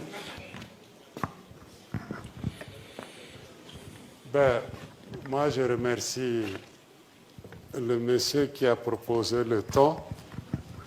Il se trouve que depuis près de 15 ans, je ne suis pas sur place.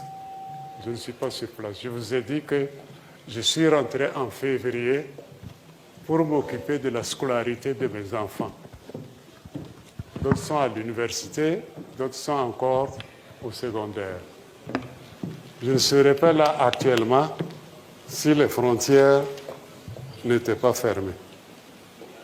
Je le remercie beaucoup. Ceux qui peuvent faire Téléthon, ils n'ont qu'à s'organiser. Je vous ai parlé d'organisation, de discipline. C'est tout. C'est vous qui allez... Non, pas de montant. On ne donne pas de montant.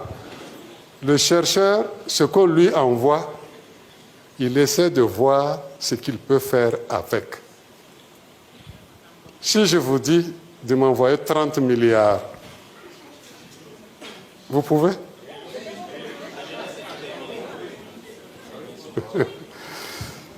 Bon, mais pour le moment,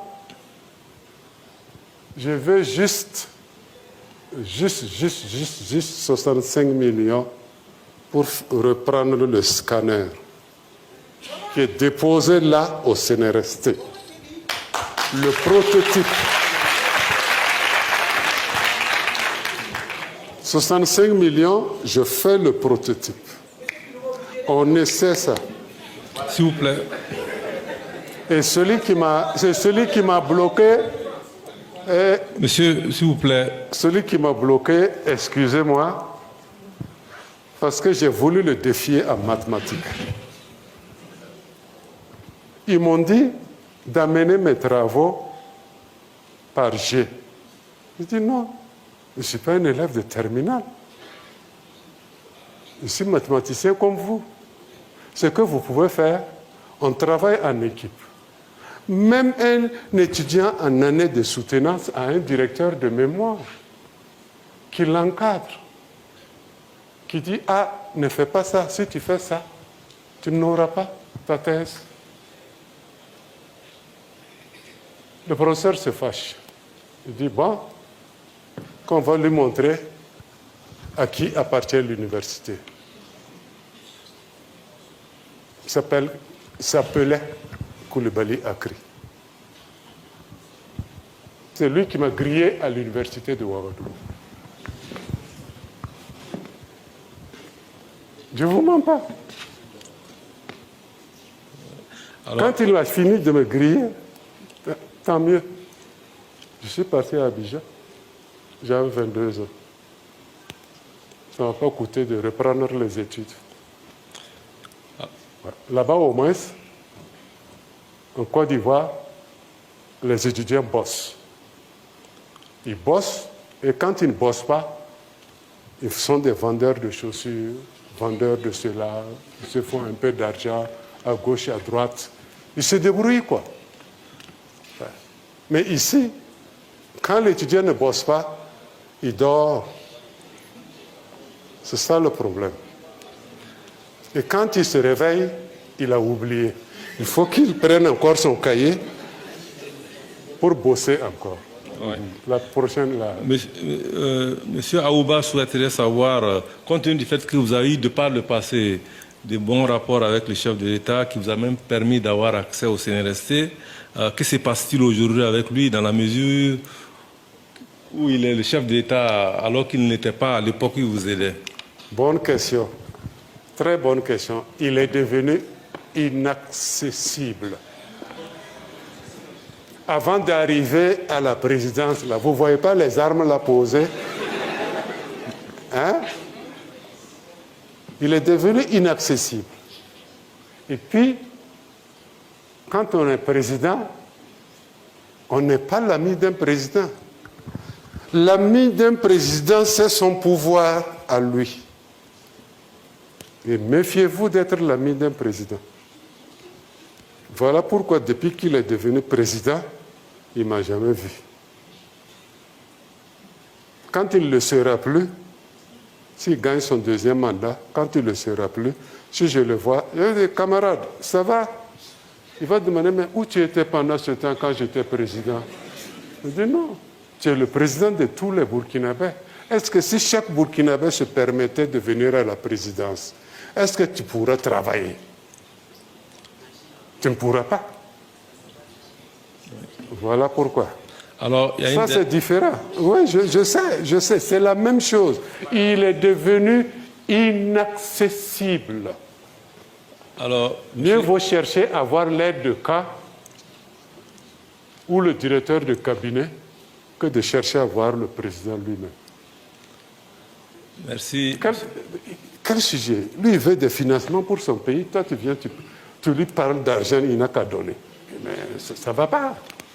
Ça ne colle pas. Il va te dire, mais toi, ta tête là, ça ne tourne pas, non? La présidence, ce n'est pas une banque. Il va te dire ça. Voilà pourquoi. C'est mon ami. C'est lui qui m'a amené. C'est lui qui m'a amené au Premier ministère. C'est lui qui m'a donné le bureau. C'est encore lui, à sa démission, qui a fait la lettre qui me reversait à mon ministère d'origine. C'était Mélégué, le ministre des Enseignements supérieurs à l'époque. Mélégué a fait une note m'envoyant au CNRST. J'arrive au CNRST, il n'y a pas de département pour moi.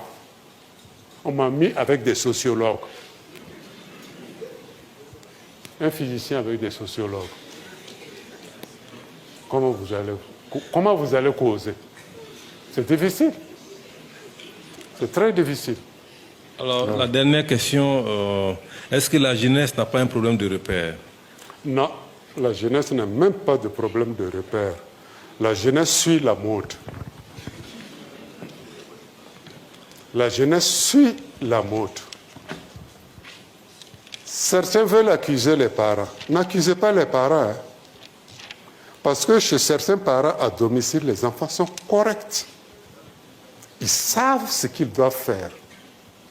Ils savent à quelle heure ils doivent rentrer à la maison. Mais c'est dehors, le dehors là qui est le problème. Moi j'ai une fille, elle a une moto. Quand elle arrive à la maison, elle arrive tout doucement. Et un jour en ville, ah là là. Quand j'ai failli dire, mais c'est quelle fille qui file comme ça là? C'était ma propre fille. Donc vous voyez, ce n'est pas ce que les parents veulent pour leurs enfants. Non, ce n'est pas ce que les parents veulent. Les parents veulent la meilleure éducation possible. C'est pour cela que je vous ai parlé de discipline et d'organisation. Même en étant seul, vous pouvez être discipliné et vous pouvez être bien organisé. Quand tu rentres dans la maison d'un jeune discipliné, même entrer coucher là, rien qu'en regardant la disposition de ses affaires, tu sais que ce type-là, il est ordonné. Il y a de la discipline à quelque part. Mais si à l'entrée, tu tombes déjà sur son coussin, après tu vois un plat et une cuillère là, ça ne va pas. Merci beaucoup. On va faire un tonnerre d'applaudissements par...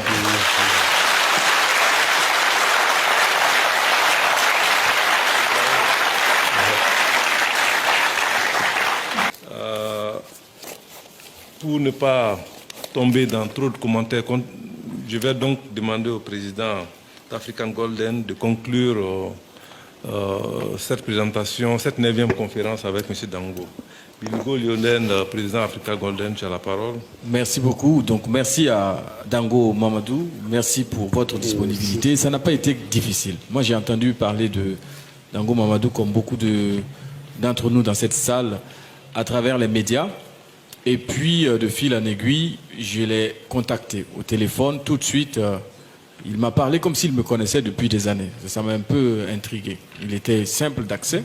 Je me suis dit, bon, voilà quelqu'un qui est accessible, mais il n'est pas disponible. Et je l'ai traqué jusqu'à aller le découvrir dans une conférence privée. Et là, je l'ai vu exposer justement la formule géométrique qui permettait de soigner toutes les maladies. Et puis après, de fil en aiguille, en discutant avec le bureau, on s'est dit, voilà l'homme qu'il fallait écouter. C'est vrai qu'il est controversé. Beaucoup l'ont traité de fou. Certains nous ont même dissuadés d'organiser la conférence avec lui. Mais nous nous sommes dit que toutes les voix doivent être audibles. Et c'est en écoutant peut-être toutes les voix qu'on arrivera à sélectionner les meilleures voix possibles. Et ce soir, vous avez remarqué comme moi, on a eu quelqu'un d'extraordinaire. Avant cette conférence, j'ai reçu un coup de fil, un colonel-major qui se présente et qui me dit qu'il m'appelle parce qu'il voulait rendre un témoignage. Et qu'il a vu qu'on organisait une conférence avec Dango Mamadou.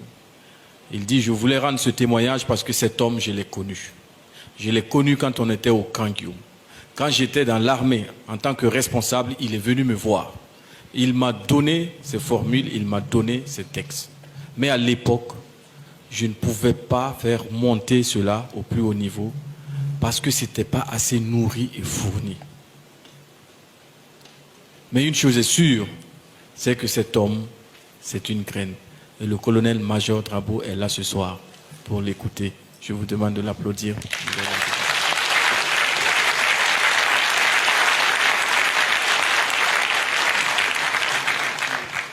Je veux remercier tous ceux qui nous suivent, que ce soit par la télé ou ceux qui viennent ici. Nous allons continuer encore à recevoir des personnalités pour partager. Une chose est sûre, nous sommes ce que nous sommes ce que nous voulons être. Si nous voulons être différemment, nous ferons tout pour changer. L'Afrique, c'est la terre patrie, c'est la terre mère, c'est la terre de toute l'humanité. Tout est parti d'ici, tout reviendra ici. Merci.